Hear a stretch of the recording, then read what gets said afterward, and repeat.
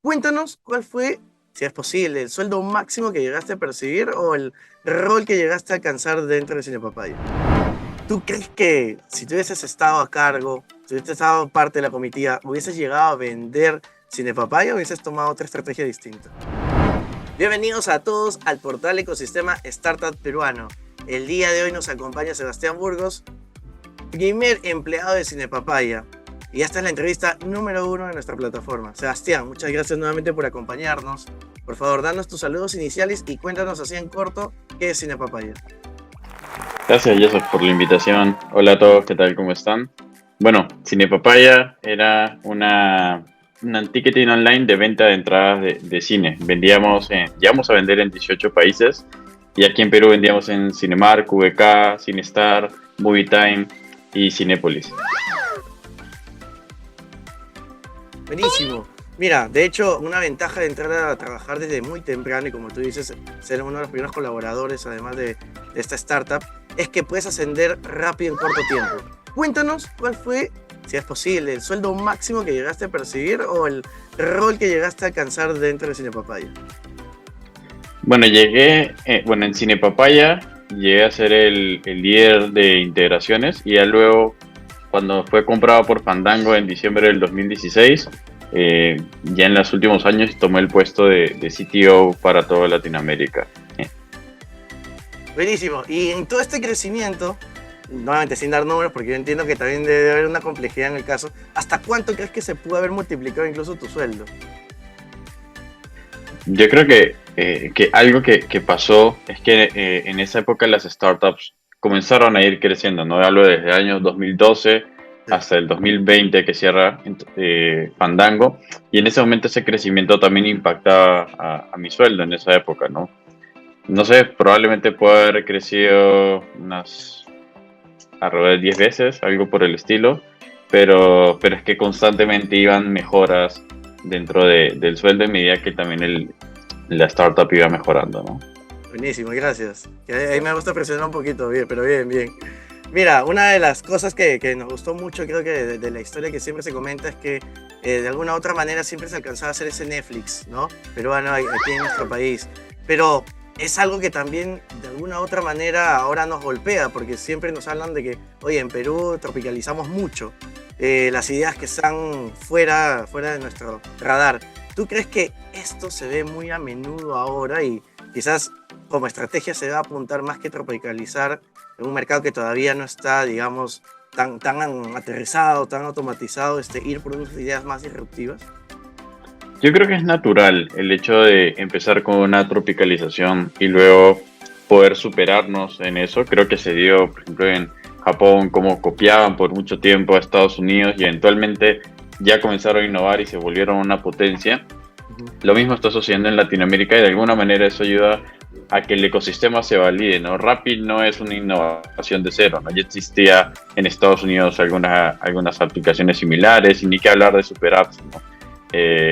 Lo mismo, no sé, cada uno de los emprendimientos que han ido apareciendo, pero comenzamos a encontrar opciones cada vez más frescas, más nuevas, que, que hubieran sido difíciles de construir si un ecosistema no existiese un ecosistema.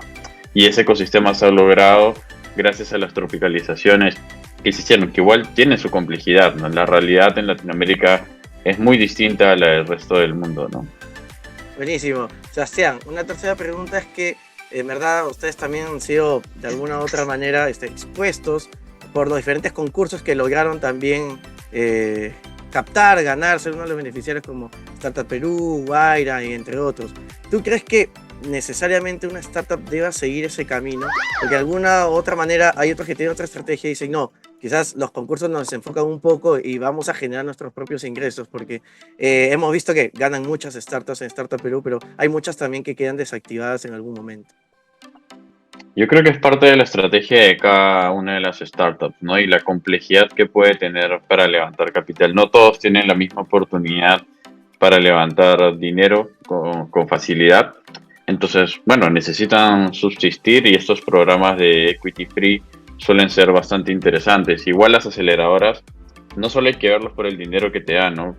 Sobre todo el valor agregado que te pueden dar a la compañía, ¿no? Ahora tengo un emprendimiento que se llama Pre-Out y hemos pasado, por ejemplo, por 500 startups, que aunque es un inversionista, su programa de aceleramiento es muy importante para nosotros, ¿no? Entonces yo creo que depende mucho de la estrategia. Hay startups que han logrado cosas increíbles sin haber pasado por ningún programa de aceleración, como también las hay las que sí han pasado. No, creo que no es una regla ni nada por el estilo, ¿no? Depende de la estrategia de cada uno y hay que elegir bien en el camino por dónde te quieres ir metiendo, ¿no? Buenísimo. Y de hecho, incluso ha cambiado mucho desde la perspectiva de startup de la cual iniciaste hasta ahora, porque ya se hablan con etiquetas de unicornio, que son empresas valorizadas con más de $1.000 millones de dólares, y que ahora quizás Creana está en ese camino, que esperamos en algún momento se llegue esa noticia de alguna otra manera. Y estamos calculando, por ejemplo, que ahorita Creana puede estar entre los 700, 800 millones de dólares, quizás ya encaminados a poder conseguir ese hito. En tus tiempos, ¿cuánto más o menos estaban valorizadas las startups? Que recuerdo. Wow, no, es muy distinto. Sobre todo porque cuando nosotros empezamos, al menos nosotros no teníamos ni idea qué cosa era una startup. Y, y eso fuimos aprendiendo en el camino. Y de hecho hubo mucha complejidad porque había menos inversionistas, menos venture capital, menos inversionistas ángeles, etcétera. Era bien raro ver unicornios. De hecho, bueno, el primer unicornio, si mi memoria no me falla, es Rappi, que debe ser del año 2017-18. Y nosotros nos vendimos en el 2016. Entonces, imagínate, o sea, no había ni siquiera ningún tipo de startup en la región. Las rondas solían ser, y eso de startup hasta de Estados Unidos, podrían ser de 40 millones de dólares, 100 millones de dólares como valuation. Cosa que hoy en día hasta una startup en etapa semilla logra esas valuaciones, ¿no?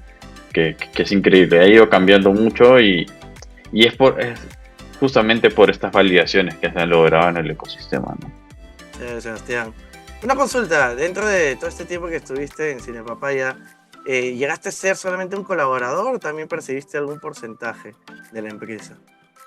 Sí, desde los inicios todos los empleados tuvimos stock options. Bueno, ya en el camino ya no, creo que no todos llegaron a tenerlo, pero sí los primeros que llegamos sí tuvimos stock options y en el momento de la venta, bueno, hubo una repartición ahí también. Buenazo. ¿Y recuerdas qué hiciste con esa repartición?